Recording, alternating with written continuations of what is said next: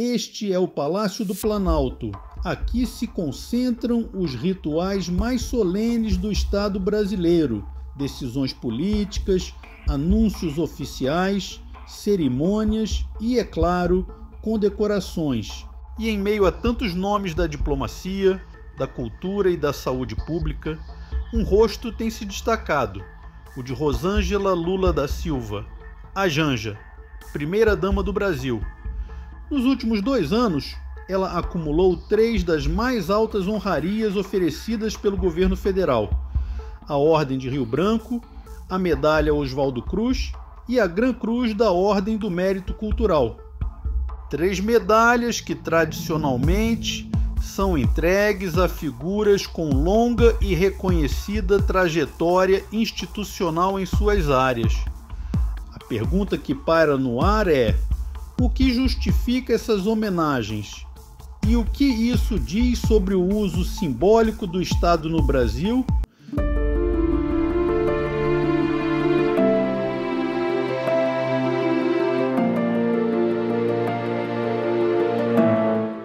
Para entender o peso do que está em jogo, é preciso compreender o significado dessas condecorações.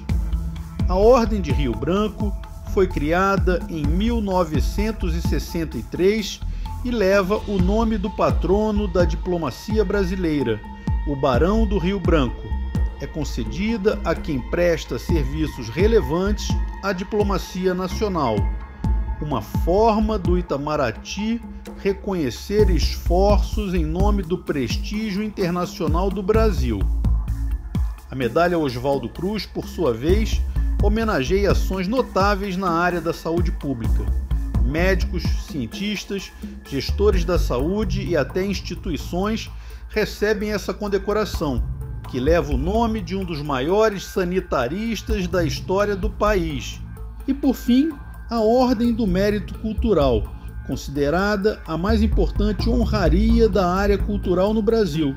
Entregue anualmente pelo Ministério da Cultura, a medalha reconhece artistas, intelectuais e personalidades que contribuíram com o patrimônio imaterial do país. Juntas, essas 3 medalhas formam um verdadeiro combo simbólico de prestígio estatal. E Janja recebeu as 3.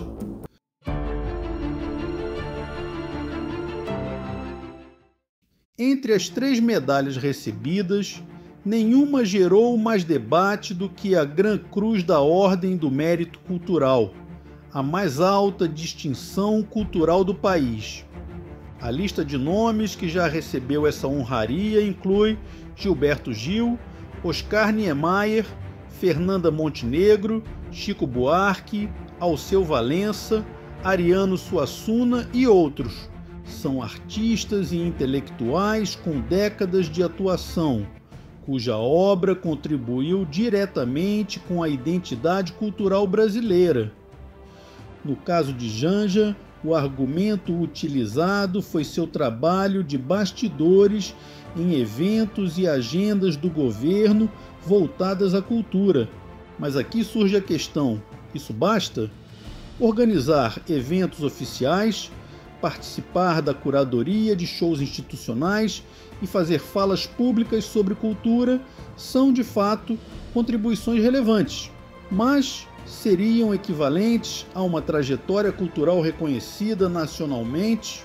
A crítica levantada por especialistas e setores da imprensa é a de que a honraria estaria sendo esvaziada, que ao premiar com a Gran Cruz alguém com participação indireta na área, o Estado estaria reduzindo o peso do mérito. Mais que uma homenagem, a medalha se torna uma moeda simbólica, o que põe em xeque sua própria legitimidade.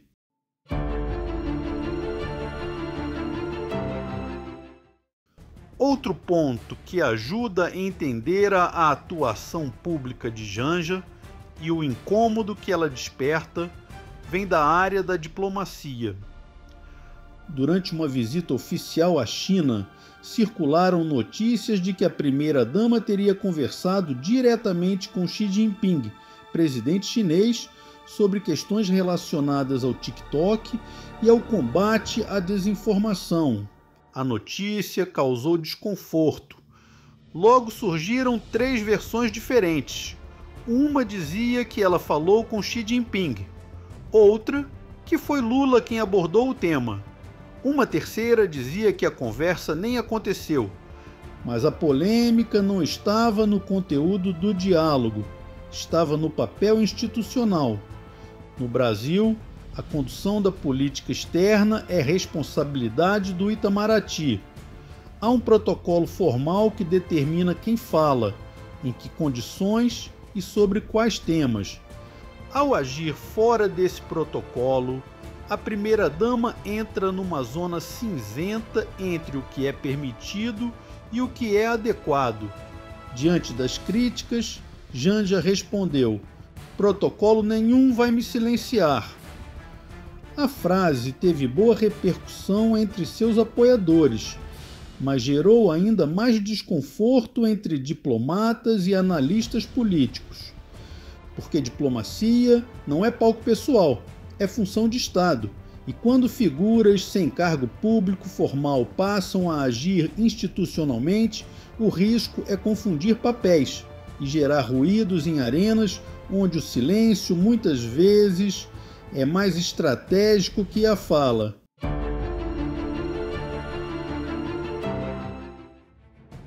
No Brasil, existe um conceito que explica bem esse tipo de situação: patrimonialismo. A palavra vem da sociologia e descreve uma estrutura onde o Estado é tratado como se fosse uma extensão do patrimônio pessoal do governante. Ou seja, quando as fronteiras entre o que é público e o que é privado desaparecem. Janja não ocupa cargo público, não foi eleita, não possui função formal definida dentro do governo, mas mesmo assim atua como se fosse uma autoridade do Estado. Ela discursa em eventos oficiais, participa de cúpulas internacionais, interage com líderes de Estado e recebe medalhas que deveriam ser destinadas a profissionais com histórico técnico na área. Isso não é apenas inusitado, é perigoso, porque quando as instituições passam a funcionar com base em vínculos pessoais e não em regras, o Estado perde sua força simbólica e sua seriedade. A democracia depende de formas e limites. Não se trata de desmerecer Janja, nem de discutir se ela tem boas intenções. A questão é: ela tem legitimidade institucional para ocupar esse espaço? Se a resposta for não, e ainda assim o espaço for ocupado, então estamos diante de um clássico caso de patrimonialismo. O Estado brasileiro tem, historicamente, uma dificuldade em separar o público do privado, mas essa separação é essencial. Condecorações como as que Janja recebeu não são apenas medalhas, são símbolos daquilo que valorizamos como nação. E quando esses símbolos são usados de forma excessiva, pessoal ou informal, eles perdem o sentido. Receber 3 das principais honrarias do país em menos de 2 anos não é apenas surpreendente, é simbólico. Simbólico de um país que ainda não resolveu sua relação com o poder e com os ritos do Estado. Simbólico de como o prestígio pode virar moeda e a institucionalidade um detalhe.